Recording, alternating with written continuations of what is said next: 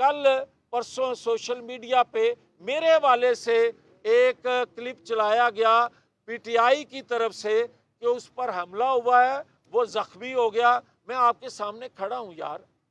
ابھی تک تو ٹھیک ہوں،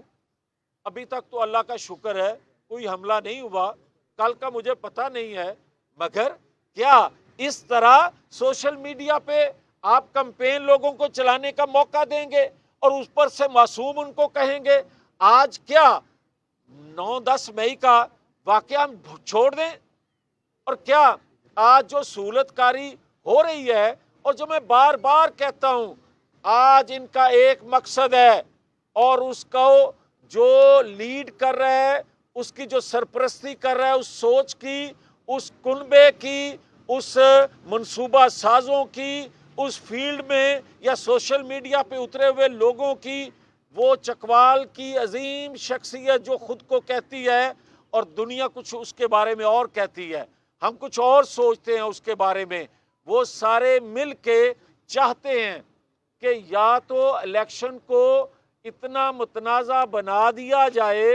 اور اداروں میں بیٹھے لوگوں کی جانب سے کوئی ایسی ججمنٹ آ جائیں، ایسے الفاظ دے دیے جائیں کہ جس سے الیکشن متنازع بنا کے ایک ماحول بنا کے 9-10 مئی کی تاریخ کو دوبارہ دہرایا جائے، یا کم از کم اس ماحول پیدا کرنے سے الیکشن ملتوی کر دیے جائیں، اور الیکشن کے نام پہ یا ماحول جیسا بنایا جا رہا ہے کوئی ایسی کوئی معاملہ بن جائے کہ جو آئین قانون کے مطابق جمہوریت تھوڑی بہت جس طرح کی بھی چل رہی ہے، اس کو بھی سمیٹ کے مارشل لا کی طرف بڑھا جائے تاکہ ان کا ہدف پورا ہو سکے۔ وہ چاہتے ہیں کہ ادارے جو ہیں وہ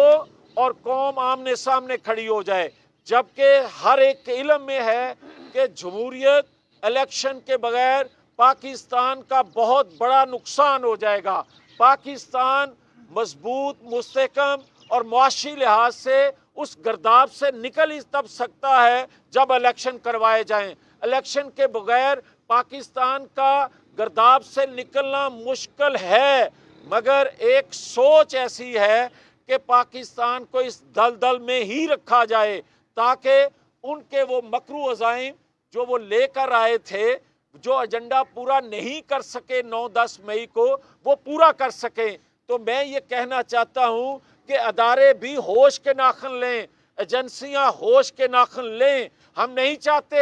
کہ یہ کوئی واقعہ ہو جس طرح ایک اور ویڈیو وائرل کی گئی کہ جناب وہ بلال ورک جو ہیں ان کی کہا گیا کہ وہ پیپر فائل کرنے گئے تو ان کو زخمی کر دیا، اگلے دن ان کی سٹیٹمنٹ آ گئی کہ میں تو کوئی زخمی نہیں ہوا، میں تو گرا تھا، ایکسیڈنٹ ہوا تھا میرا۔ اور کل پرسوں کی ایک اور ویڈیو چل رہی ہے کہ جناب گانا بجانا ہو رہا ہے اور کسی کے مقبولیت کے نعرے لگائے کبھی سوشل میڈیا پہ بھی کوئی مقبول ہوتا ہے؟ مقبولیت ہوتی ہے زمین پہ آنے سے،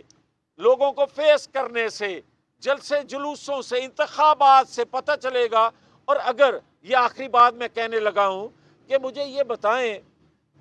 کہ مقبول وہ ہوتا ہے جو 9-10 مئی کو حملہ کرتا ہے؟ مقبول وہ ہوتا ہے جو پاکستان کی تنصیبات پر حملہ آور ہوتا ہے؟ اور اگر خدا نہ خواستہ مقبولیت کا پیمانہ یہ ہے کہ ایک دہشت گرد کو، ایک تشدد کرنے والے کو، ایک وہ کام جو دشمن بھی پاکستان کے ساتھ نہ کر سکا، وہ کام کرنے والے کے فالوور اگر پاکستان میں زیادہ ہیں بقول سوشل میڈیا پہ جو کیمپین چلتی ہے یا مختلف کوئی تجزیہ نگار، یا آج بھی، کیونکہ میں سمجھتا ہوں کہ چکوال والا شخص یا بندیال یا ثاقب نثار، انہوں نے مرکز طاقت کا یا فیصلے کا ایک نہیں رہنے دیا تھا، انہوں نے فیصلہ سازی کے اور طاقت کے مرکز کئی بنا دیے تھے جس سے ریاست کو نقصان پہنچا تھا۔ اور آج جو کچھ کیا جا رہا ہے یہ محض اس لیے کیا جا رہا ہے کہ وہ ایجنڈا ان کا پایا تکمیل کو نہیں پہنچ سکا۔ تو میں یہ کہنا چاہتا ہوں کہ جس کسی کے یہ ذہن میں ہے کہ یہ تاثر دے کے کہ وہ مقبول ہے، اپنے عزائم کو پورا کرنا چاہتا ہے، ہم کھڑے ہیں۔ اور اگر کوئی یہ سمجھتا ہے کہ 9-10 مئی کا واقعہ کرنا کوئی جرم نہیں ہے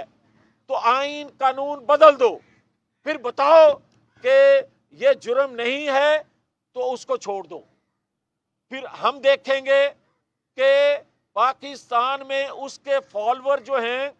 کتنی پاکستان کی تنصیبات پر حملہ کرتے ہیں، اور نواز شریف کے فالوور جو ہیں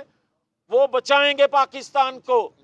وہ حملہ کرنے سے بچائیں گے، اور پھر بتائیں گے مقبول کون ہے، پھر بتائیں گے کہ پاکستانی قوم جو ہے ریاست کو بچا سکتی ہے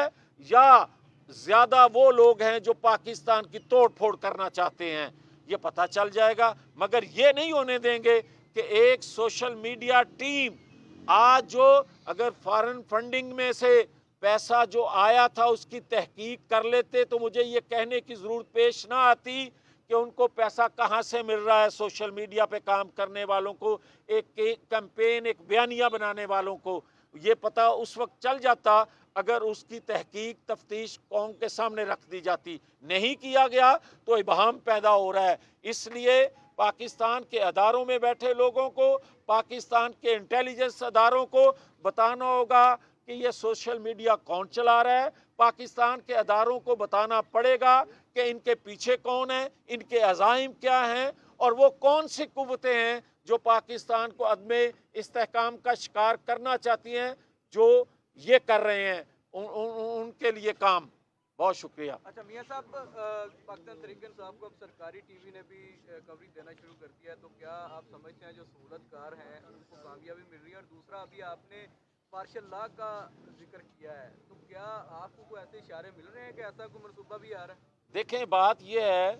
کہ جو لیول پلینگ فیلڈ کی بات کرتے ہیں تو سرکاری ٹی وی جو ہے ان کو کوریج دے، تو پھر بھی مجھے کہا جائے کہ میں لاڈلا ہوں، پھر یہ سمجھ نہیں آتی کہ کس کے لیے کون کام کر رہا ہے۔ اور پھر یہ کوئی بتائے کہ آج بھی مجھے لیول ہے، فیلڈ تو آج مجھے مل گئی، مگر کیا مجھے لیول ملا؟ جو 2018 میں فیلڈ لیول پلینگ فیلڈ ساری کی ساری فیلڈ ہی، سارا لیول ہی ایک جانب چلا گیا تھا، اور اس وقت میرے لیے تو کسی نے آواز نہیں اٹھائی تھی۔ تو میں یہ کہنا چاہتا ہوں کہ جو لوگ آج بھی یہ کام کر رہے ہیں وہ ریاست کے مفاد میں نہیں ہے۔ اور ماشاء اللہ کی جو بات میں کر رہا ہوں، میں اس لیے افسوس سے دیکھتے ہوئے ماحول کو جو سوشل میڈیا پہ چلایا جا رہا ہے اور جو یہ لوگ کر رہے ہیں، روز کوئی نہ کوئی fake news, fake video viral کرتے ہیں، یہ ماحول بنا رہے ہیں پاکستان کے اندر کہ یا انتخابات ملتوی ہو جائیں اور یا کوئی ایسا قدم اٹھا لیا جائے کہ جس سے مارشل لاء کا گمان پیدا ہو اور پاکستان کے اداروں کے خلاف لوگوں کے اندر ایک بے چینی یا ایک غم و غصہ بڑھ جائے۔ اور میں یہ سمجھتا ہوں کہ یہ نہ روکا گیا تو یہ پاکستان کے مفاد میں نہیں جائے گا۔ آپ بات کرتے ہیں، آپ ہمیشہ بات کرتے ہیں کہ آج بھی سہولت کاری کی جا رہی ہے، چکوال کی شخصیت کے حوالے سے بھی بات کرتے ہیں۔ آج آپ نے جمہوریت کے ڈیریل ہونے اور مارشل لاء کی پھر سے بات کی ہے۔ کون ہیں وہ لوگ جو آج بھی سہولت کار ہیں؟ ظاہر ہے چکوال کی اکیلی شخصیت تو نہیں ہے، کوئی اور بھی ان کے ساتھ ہوں گے، تو ان کو یہ وہی لوگ ہیں